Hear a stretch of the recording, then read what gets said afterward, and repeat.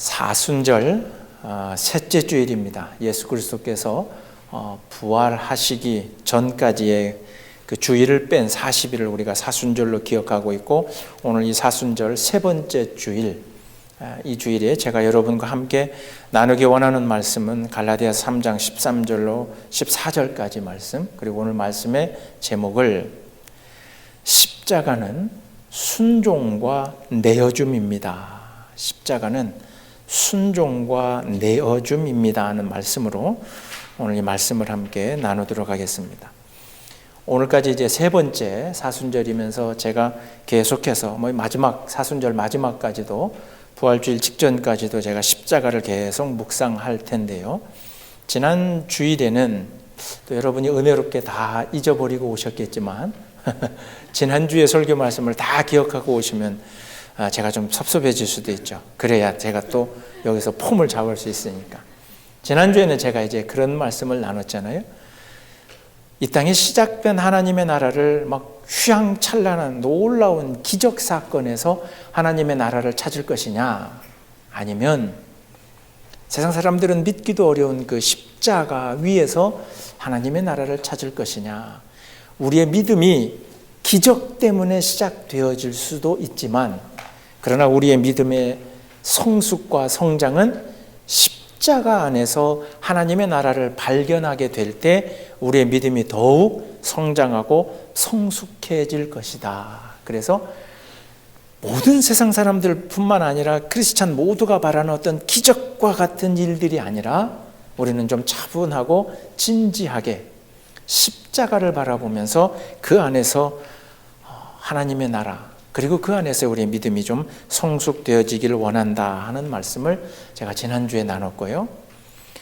오늘은 이 갈라디아서 말씀을 통해서 제가 지난 한 주가 그런 묵상을 해봤습니다. 제가 지난주에 그 기적에 대해서 말씀드렸는데, 그 기적과 예수 그리스도 십자가를 가만히 놓고 다시 한번 묵상해 보니, 예수 그리스도께서 십자가에서 우리에게 보여주신 우리 오늘의 신앙생활에 아주 귀중한 원리 하나를 주님이 그 십자가 위에서 보여주셨는데요. 그게 뭐냐면, 여러분 생각해 보시면 예수님이 행하셨던 모든 기적, 병을 고치시고 바다를 꾸짖으시고 죽었던 이를 막 살리시고, 그 놀라운 기적을 가만히 다시 한번 돌이켜 보면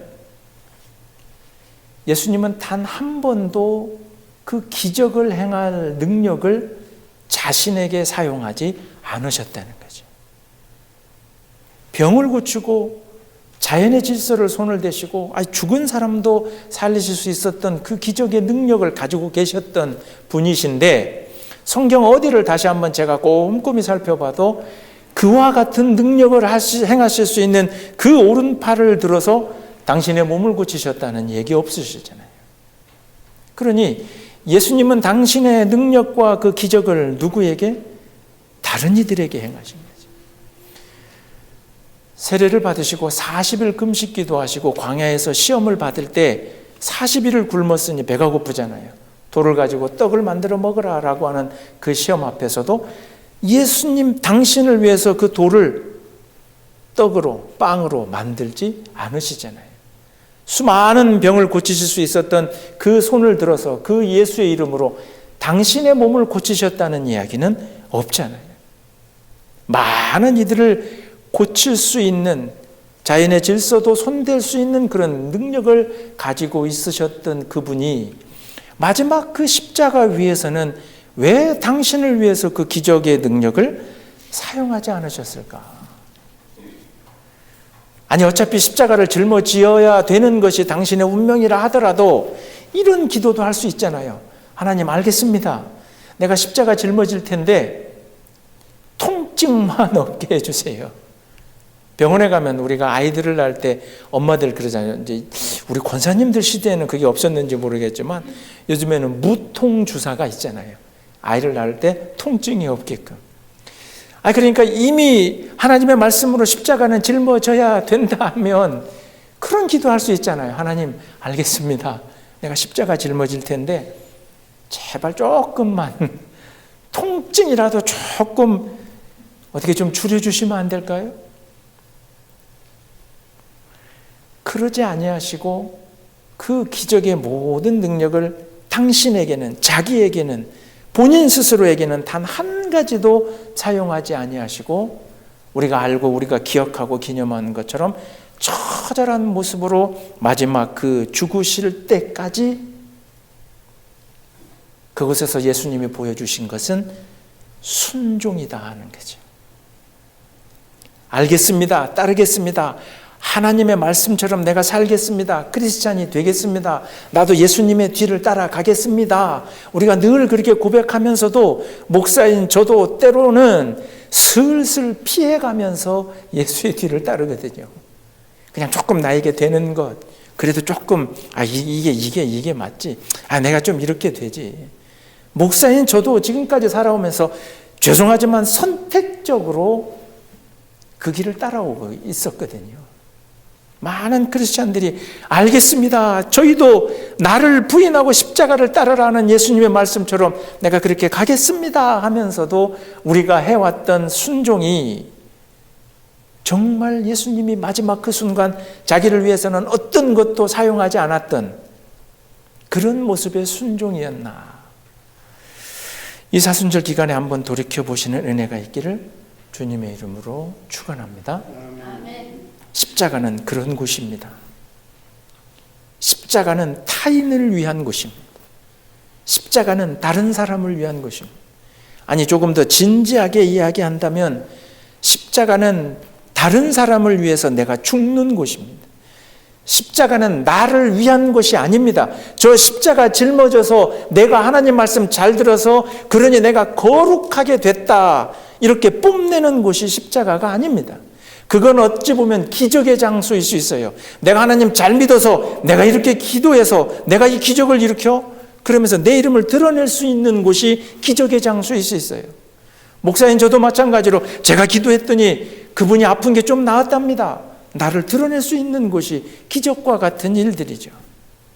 그러나 십자가는 그런 곳이 아니더라고요. 십자가는 다른 사람을 위해서 내가 죽는 것이고 내가 희생하는 것이요. 그리고 그것을 위해서 예수 그리스도가 바로 순종하셨던 곳이 바로 그곳 십자가다.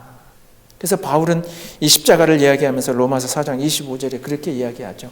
예수가 우리의 범죄함 때문에 우리의 죄 때문에 예수가 그곳에서 내어줌이 된 곳이 바로 십자가다라는 거죠. 다른 사람을 위해서 내 무언가를 내놓는다고 하는 것. 물질은 할 수 있어요. 이거 내가 이거 조금 내서 이거 가지고 다른 사람하고 함께 나누지. 내 시간을 좀 내어서 내가 이것을 다른 사람들에게 위해서 내가 조금 헌신하지. 그러나 그게 마지막 내 생명이라면 내가 죽어 다른 사람을 살릴 수 있다면 내 죽는 일이 가능한가? 목사님, 그런 일이 가능할까요? 아니요. 우리 일상에서도 우리는 가끔 그런 일들을 보잖아요. 그 사람들을 그래서 우리는 히어로, 영웅이라고 부르죠. 다른 사람의 생명을 위해서 자신의 생명을 아낌없이 던지는 이들이 이 세상에 있습니다. 그러면 예수 그리스도의 십자가를 믿고 고백하는 우리 크리스찬들은 매 순간순간 살아가면서 실제 내 생명은 아닐지라도 다른 사람들을 위해서 하나님 앞에 내 것에 무엇을 한번 내어놓고 있고, 그리고 그렇게 내어놓으라고 하는 하나님 앞에 나는 어떤 것을 순종하고 있는가. 많은 크리스찬들이 예수가 십자가에 달려 돌아가시고 3일 뒤에 부활하셨다. 그래서 우리 기독교에서는 부활이 가장 중요한 날이고 부활이 굉장한 능력이고 부활 안에 많은 이들은 기적과 능력을 다 담고 있는 그 부활의 사건을 우리가 기뻐하고 찬양하고 놀라워하고 있지만, 사실은 그 앞에 있는 예수 그리스도의 그 십자가 사건을 제대로 고백하지 못한다면 우리가 바라고 원하고 기다리는 그 부활의 사건은 어찌 보면 하나님이기에 당연히 하실 수 있는 그 정도의 일밖에 되지 않을 수가 있다는 거죠. 그러나 그 십자가를 위해서 돌아가신 예수 그리스도가 헌신하여 주셨던 그 순종과 내어주심을 우리가 올바르게 고백하고 묵상하게 될 때에 우리에게 다가오는 부활주일이 정말 우리에게 기쁜 날이요, 은혜의 날이요, 감사의 날이 되는 거죠. 아이고, 하나님이 어떻게 죽어? 잠시 죽었다가, 또는 어떤 신학에서는 잠시 죽은 척 했다가, 잠시 졸도했다가, 그렇게 바라보고 바로 넘어가서 그러니 예수가 부활하셨습니다. 아니요.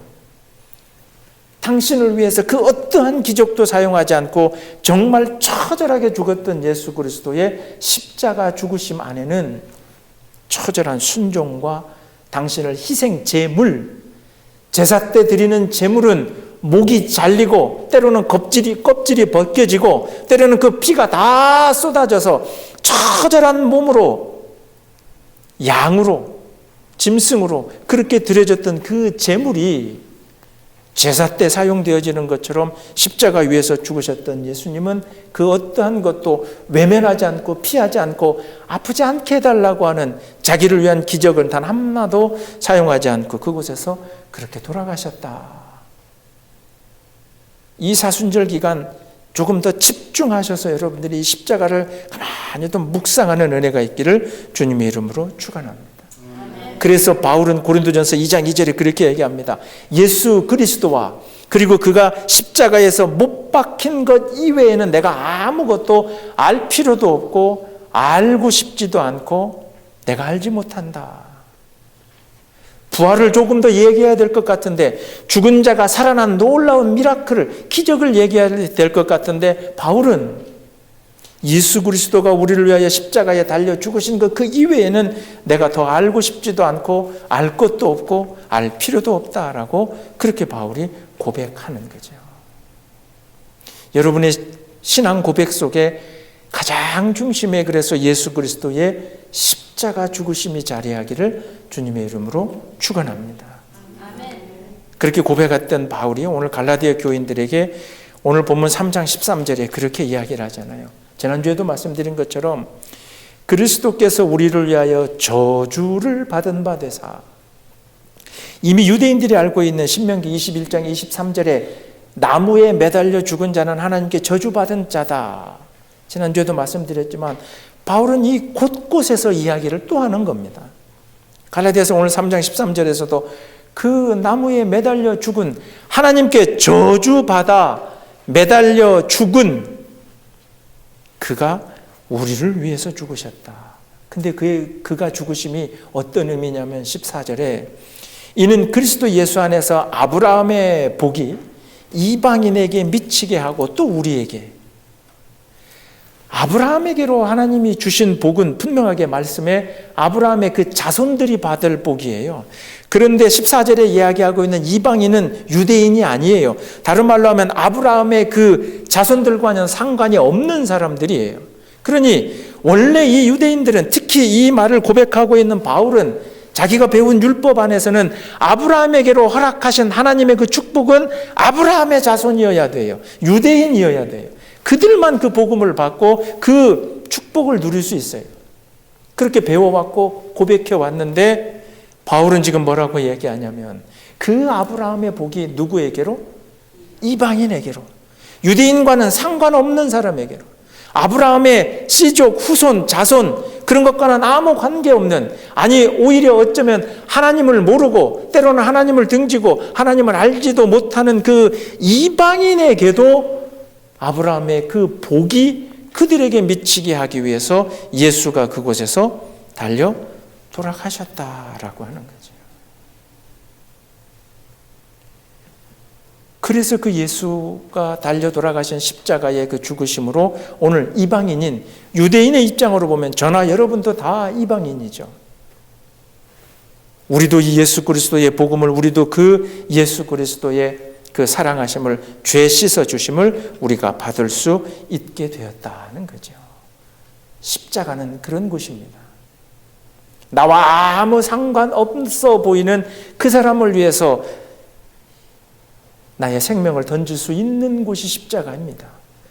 예수가 그러니 내 뒤를 따라오려거든 십자가를 짊어지고 따라오라라고 하는 그 이야기는 너와 관계 있는 사람들, 너와 이해관계가 있는 사람들, 너와 함께 예배드리는 그냥 그 교회에 모여 있는 사람들, 그 사람들만을 사랑하고 그 사람들만을 위하라는 것이 아니라 어찌 보면 너와 아무 상관이 없어 보이는 사람들, 아니 상관이 없는 정도가 아니라 예수님이 말씀하신 것처럼 원수를 사랑하라 하는 말씀처럼 너를 힘들게 하고 어렵게 하고 너를 괴롭게 하는 그 사람을 위해서마저도 네가 뭔가를 좀 내놓을 수 있는, 내던질 수 있는, 그것이 우리가 바라보고 있고 묵상하고 있고 고백하고 있는 그 십자가 위에서 예수 그리스도께서 우리에게 전해주시는 거룩한 설교요, 거룩한 메시지인 줄로 믿습니다. 그러니 여러분이 인생 가운데 내가 예수를 믿습니다, 십자가 짊어지겠습니다 라고 입술로만 고백해 오셨다면 이제는 오늘 이 예배 이후에는 여러분들이 한번 돌이켜 보시기를 바랍니다.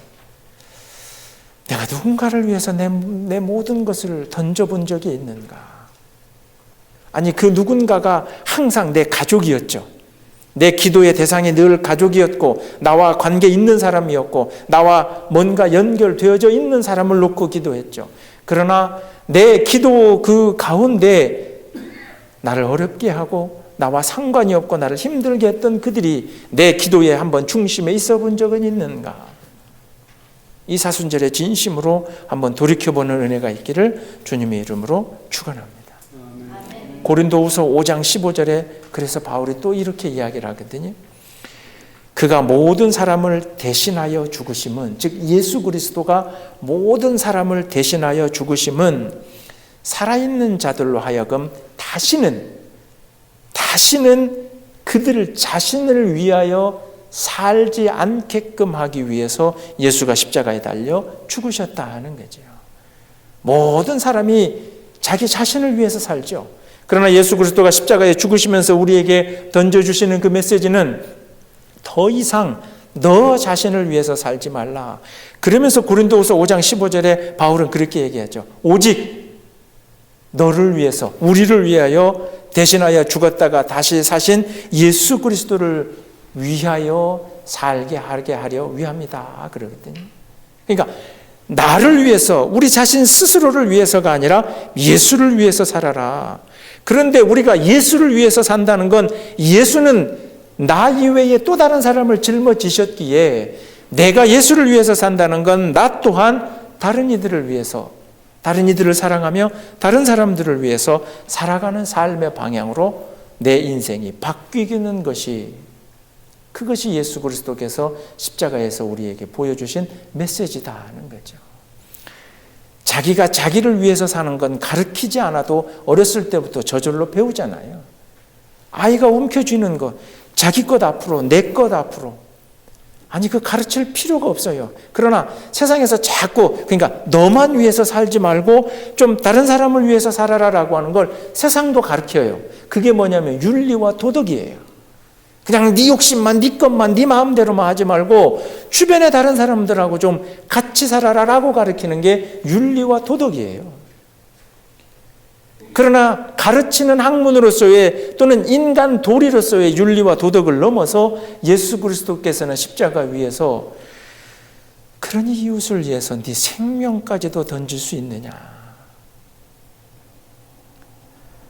그것을 십자가에서 우리에게 보여주신 것이지, 내가 이렇게 죽음으로써 너, 꼭 여러분, 나, 그리고 앉아 계신 여러분, 나만을 위해서 예수님이 십자가에 죽으셨다. 그렇게 편협된 신앙에서 벗어나시기를 주님의 이름으로 축원합니다. 목사로서 교인들에게 가장, 모든 목사님들이 그럴 겁니다. 가장 듣기 원하는 이야기들이 아마 이걸 거예요. 목사님, 이 교회에 오면 참 마음이 평안합니다. 가끔 좀 하세요. 저를 보면서. 목사님, 집에 있으면 괴로운데 이 교회만 오면 마음이 평안합니다. 그 얼마나 은혜로운 얘기예요. 감사한 얘기죠. 그냥 그런 말씀 하신다 그러면 아이고 그냥 제가 아주 안 먹어도 배부를 것 같아요. 교회만 오면 제 마음이 평안합니다. 그런데 그렇게 해서 교회를 20년, 30년, 40년 다니시면서 그리고 집사가 되고 권사가 되고 장로가 되고 저 같은 목사가 되었는데도 아이고 교회만 오면 계속해서 제 마음이 평안합니다 한다면 우리는 한번 퀘스천 마크를 달아야 돼요. 내 믿음이 성장하고는 있는가? 왜냐하면 다른 사람은 모르겠고 교회에 오니 나는 모르겠고 내 마음은 평안합니다. 나는 그냥 아이고 모르겠어요. 뭐 교회가 사람 보고 갑니까? 하나님 보고 가죠. 제가 늘 듣는 얘기가 그런 얘기지만 그게 맞는 말인 것 같지만 대단히 죄송하지만 틀린 얘기예요. 교회에 가는 것은 나와 하나님과의 관계를 위해서 가는 건데 내가 하나님을 바라보면 예수를 바라보는 것이요, 예수를 바라보면 예수가 십자가에서 짊어지셨던 다른 사람들이 우리 눈에 보여야 되는 것이 참된 십자가를 바라봄이거든요. 그러니까 교회에 오면 내 마음이 평안합니다가 아니라 그렇게 시작은 될 수 있어요. 교회에 오는 일이 그렇게 마음이 평안해져 교회 오면 아니 그렇게 시작하는 게 맞아요. 그러나 시간이 지나갈수록 그리고 여러분이 참되게 십자가를 깨닫게 되면 어떤 말로 바뀌어야 되냐면 목사님 교회에 왔더니요 어느 집사님이 저렇게 은혜 받는 거 보면서 제가 더욱 기뻐집니다. 아이고 그냥 우리 집에는 문제가 해결이 안 돼서 괴로웠는데요 교회 와서 보니 어느 분이 저렇게 은혜 받고 평소에는 인상 쓰고 있던 어느 집사님이 오늘은 환하게 막 손들고 찬송하고 다른 분이 은혜 받는 모습을 보니 내 문제가 해결이 안 됐어도 그 집사님의 모습을 보고 내가 더 은혜가 됩니다. 아멘 안 하시잖아요. 그냥 내 마음이 편해지고 내가 은혜 받고 내가 기뻐졌습니다가 아니라 그렇게 은혜 받으시는 때로는 우리가 그럴 수 있잖아요. 내가 뭔가 시험이 들어서 내가 뭔가 불평불만이 있어서 교회 와서 은혜가 안 되는 때도 있어요.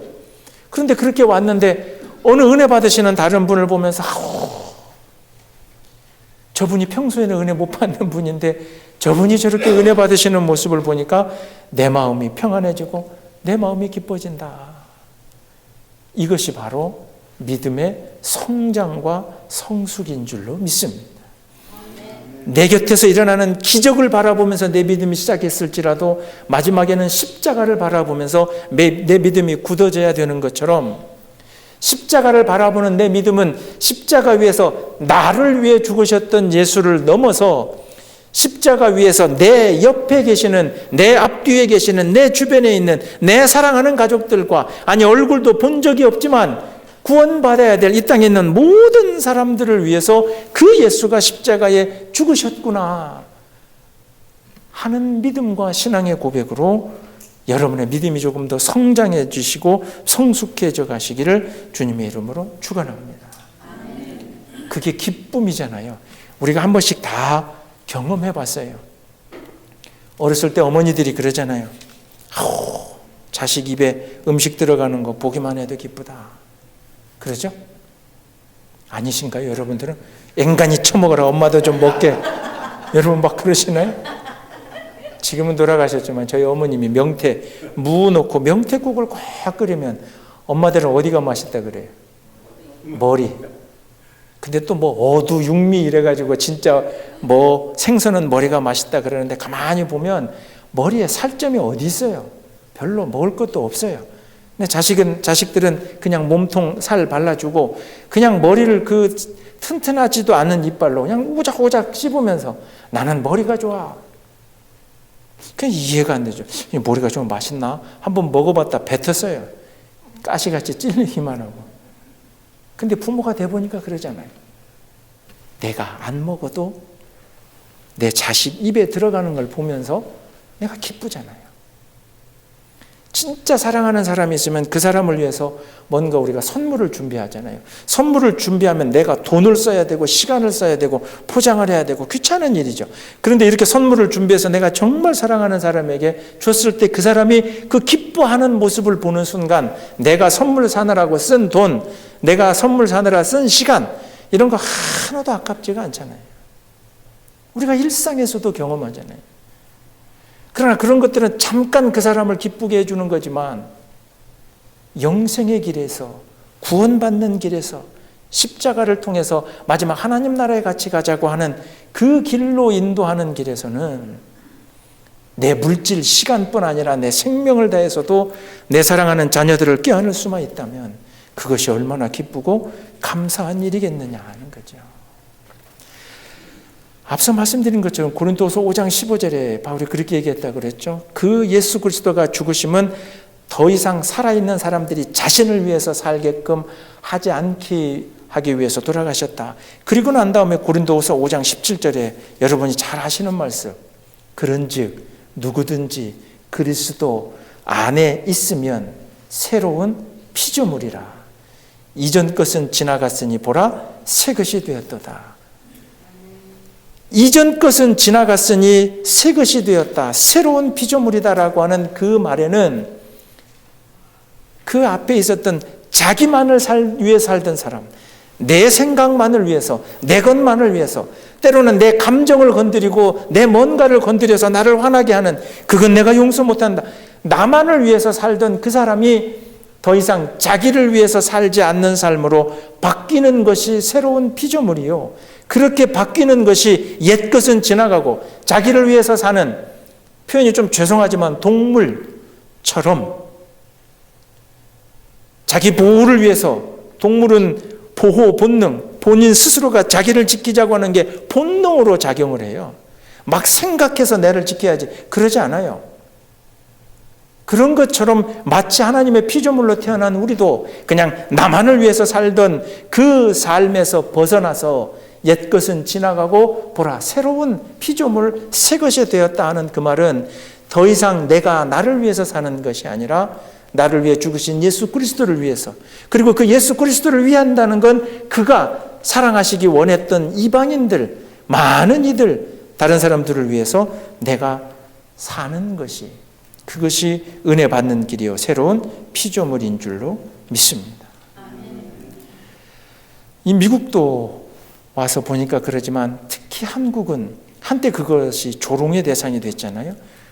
그 옛날에, 지금은 인천공항이지만 옛날에는 김포공항에서 이렇게 비행기가 내려가다 보면 밤하늘에 뭐가 보인다 그래요? 밤하늘에 이렇게 비행기가 김포 쪽에 내려가다 보면 뭐가 보인다 그래요? 어떤 불빛이? 십자가만 보인다 그러죠. 그래서 외국 사람들이 옛날에는 보고 그랬대요. 무덤이 이렇게 많나? 막 그 십자가를, 빨간 십자가를 보면서. 그래서 혈기왕성했던 이 젊은 시절에 제가 신학생일 때도 저도 교회가 너무 많아, 막 저렇게 막 십자가 올려놓고 이게 너무 많아 그랬는데, 가만히 생각해 보면, 그리고 십자가를 제대로 바라보면 이 세상 모든 사람들에게 교회가 상징하는 그 상징물이 십자가가 됐다는 것은, 이건 제대로만 고백한다면 놀라운 일인 거죠. 귀한 일인 거죠. 지나가면서 손가락질하면서 그 십자가를 욕하는 사람들일지라도 그들을 위해서 예수 그리스도가 죽었습니다, 우리는 그것을 믿습니다라고 저 위에, 건물 위에 걸어놓고 다른 사람들에게 보여주는 것이 십자가 제대로 된 고백이라면, 그리고 오늘도 우리가 속해 있는 이 교회에 십자가를 걸어놓고 다른 사람들에게 보여주는 것이 참된 신앙의 고백이 된다면 이게 얼마나 놀라운 일이겠습니까? 지나가는 파이어 스테이션, 파이어 파이터들, 소방서관들이 있는 그 소방서를 지날 때마다 우리의 마음이 어때요? 왠지 뿌듯하잖아요. 저 사람들 때문에 우리가 살아. 저 사람들이 귀한 일을 해.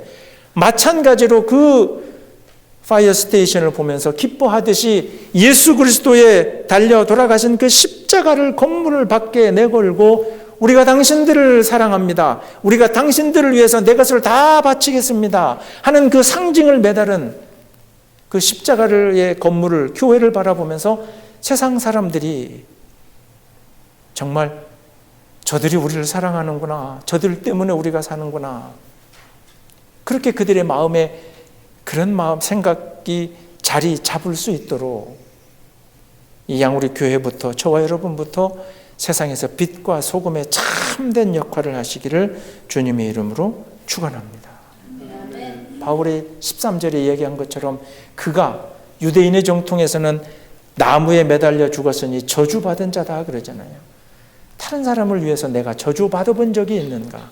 다른 사람 살리기 위해서 내가 그 모든 욕을 뒤집어 먹어본 적이 있는가? 손가락질과 그 저주를 내가 받아본 적이 있는가? 한번 우리가 돌이켜보자고요. 다른 사람의 드리는 그 예배가 어찌 됐든지 간에 그냥 내가 받을 은혜, 내가 드릴 주일 성수, 내가 받을 은혜만 소중한 것으로 여기고 난 몰라, 사람 보고 가는 거 아니야, 하나님 보고 가. 그 말이 반은 맞지만 반은 틀렸다는 게 다른 사람의 은혜 그거 상관없다, 내가 받을 은혜만 귀하다고 여기는 것은 십자가를 온전히 짊어지지 못한 사람입니다. 구약성경에 등장하는 인류가 저질렀던 최초의 살인이 그것 때문에 나온 거잖아요. 가인과 아벨이, 형 가인이 동생 아벨을 왜 죽여요? 똑같이 둘 다 제사를 드렸는데 가인은 자신의 제사는 안 받고 동생의 제사는 하나님이 받으셨다. 그러니 가인이 열받아서 동생을 죽이잖아요. 그게 어떤 의미예요?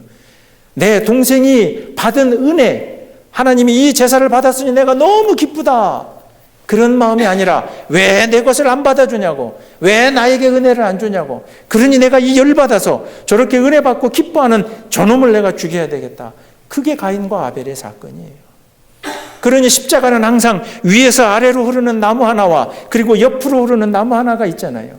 그러니 나는 다른 사람은 모르겠고 내 은혜가 소중하다라고 하는 건 하나님과 나와 위에서 아래로만 있는 나무 하나만 걸머지고 다니는, 그러면서 십자가라고 이야기하는 거예요. 참된 십자가는 위에서 아래로 하나님과 나와 연결된 그 나무와 그리고 나와 다른 사람으로 연결되는, 수평으로 연결되는 또 다른 나무가 반드시 있을 때 그게 우리에게 십자가가 되는 거지. 근데 많은 우리 현대의 크리스찬들이 십자가라고 짊어지고는 있는데 가만히 보니까 하나님과 나와 관련된 수직으로 된 나무 토막 하나만 짊어지고 이게 십자가다, 십자가다. 그러니 이 세상 사람들이 소방서, 파이어 스테이션을 보면서는 박수치고 기뻐하지만 당신들을 위해서 예수가 죽었습니다라고 이 내걸어놓은 십자가를 내걸어 놓은 교회 건물을 보면서는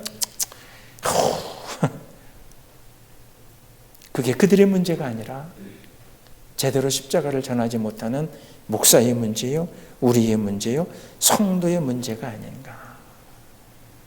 2024년 사순절의 이 기간 동안 여러분들이 이 십자가를 지금까지도 온전히 묵상해 오셨지만 다시 한번 진지하게 묵상하시는 은혜가 있기를 주님의 이름으로 축원합니다. 어느 신학자가 그렇게 이야기합니다. 오늘날 이 예배가 쇼와 같이 변해버린 이 예배를 비판하면서 어느 신학자가 책에 그렇게 이야기를 해요. 예배에 목숨 걸지 말고, 참 불경한 얘기죠. 앞뒤 다 자르고 이야기하면. 근데 예배에 목숨 걸지 말고 믿음에, 신앙에 목숨을 걸어라.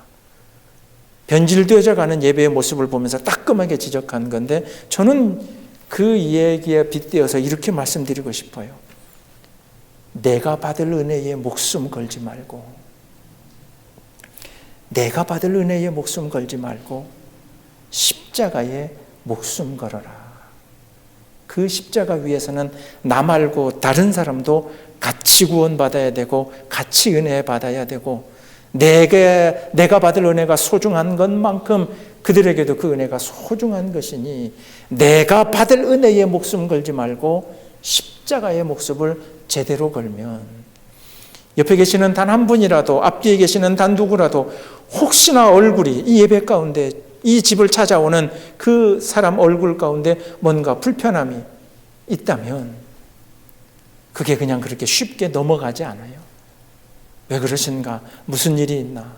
하물며 같이 예배드리다가 예배에 참석하지 아니하시는 그 분들을 보면서 우리의 마음이 정말 그분의 일이 나의 일인 것처럼, 그분들의 행해져야 될 모든 것들이 내가 똑같이 해야 될 일인 것처럼 받아 안을 때에 그때 우리가 십자가를 이야기할 수 있는 거죠.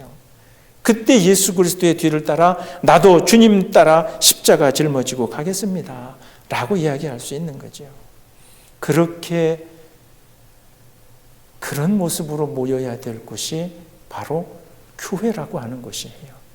주일이 됐으니 빨리 가서 11시 반부터 12시 반까지 내가 예배 드리고 오자.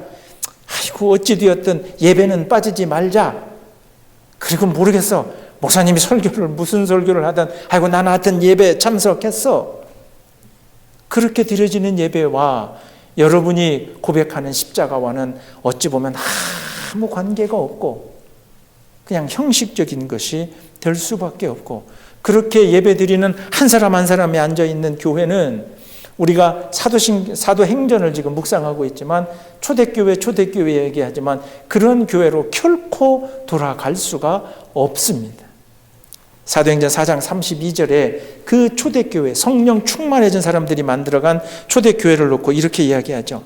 믿는 무리가 다 한 마음과 한 뜻이 되어서 모든 물건을 내놓고 서로 함께 같이 통용하더라는 거죠. 그러면서 자기 재물을 누구도 자기 것이라고 여기는 사람이 없더라는 거죠. 자기 것으로 잡아당기는, 이건 내 것이라고, 내 것이라고, 그게 은혜가 됐든 심지어 초대교회에서는 그게 물질이 됐든 재물이 됐든 이건 내 것이라고 주장하는 사람이 하나도 없고 모두가 다 한 마음과 한 뜻이 되어 있더라. 그러니 그 교회에 하나님께서 날마다 믿는 자를 계속해서 때로는 수천을 그 교회에 하나님이 붙여주시더라라고 하는 거죠. 그래서 제가 예배 시작 전에 여러분들에게 앞뒤 계시는 분들하고 사랑합니다 라고 인사하시라는 것이 바로 그런 의미입니다. 우리 이곳에 양우리 교회에 소속되어 있으니 그냥 주일 예배, 내가 드릴 주일 예배를 위해서 우리가 이곳에 오는 것이 아니라 내 옆에 계신 이 분들의 예배를 위해서 내가 여기 와 있는 거다. 이 분들이 예배 드리는 가운데 은혜 받게끔 하기 위해서 하나님이 나를 여기에 보내셨구나.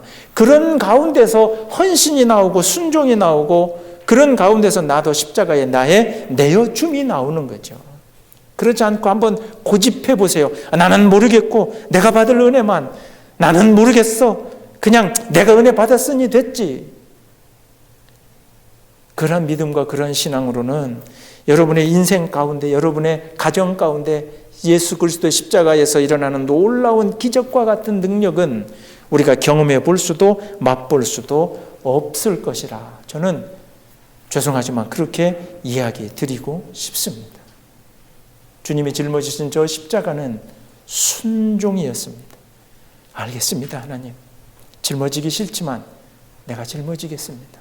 그리고 내어줌입니다. 알겠습니다. 피하지 않고 고통을 조금 없애달라고도 이야기하지 않고 내가 온전히 내 모든 것을 그 십자가에 내어놓겠습니다. 그 고백하셨던 예수 그리스도의 십자가가 오늘 여러분들이 고백하는 신앙 고백 속에 참된 십자가가 되시기를 주님의 이름으로 축원합니다. 그럴 때에 여러분의 신앙생활에서 놀라운 기적이, 능력이 일어나게 될 줄로 믿습니다. 단 한 사람도 은혜 받지 못하는 사람이 있다면 그 사람을 위해서 여러분들 더욱더 간절히 기도해 보시고, 이 함께 예배드리는 신앙 공동체 안에서 단 한 사람도 주일의 예배를 통해서 그 믿음이 성숙해져 가지 않는 모습이 보인다면 그 문제를 놓고 둘, 셋이 모여서 내 시간과 때로는 내 노력과 내 물질을 함께 나누어서라도 그 한 영혼을 위해서 우리가 함께 기도하는 것이 이 사순절 기간에 여러분들이 짊어지시고 묵상하셔야 될 참된 십자가인 줄로 믿습니다. 그렇게 묵상하시고 회개하시고 또 이 교회를, 양우리 교회를 이 기간 동안 다시 한번 십자가를 통해서 새롭게 바라보는 은혜가 있기를 주님의 이름으로 축원합니다. 기도하겠습니다. 하나님 감사합니다. 예수 그리스도께서 짊어지신 그 십자가는 순종함이요 그리고 자신의 모든 것을 내어줌임을 저희들 오늘 고백하였사오니, 예수 그리스도께서 십자가에서 짊어지신 건 나만이 아니라 내 사랑하는 가족들과 내 이웃들과 때로는 나의 원수마저도 예수 그리스도께서 십자가에서 함께 짊어지셨으니 저희들 또한 그러한 십자가를 짊어지고 세상 모든 이들을, 아니 우선은 함께 예배드리는 사랑하는 양우리 교회 성도들부터 먼저 진심으로 사랑할 수 있는 거룩한 이 사순절 기간이 될 수 있도록 하나님 함께하여 주실 줄 믿으며 이 모든 말씀 예수님 이름으로 기도드리옵나이다. 아멘.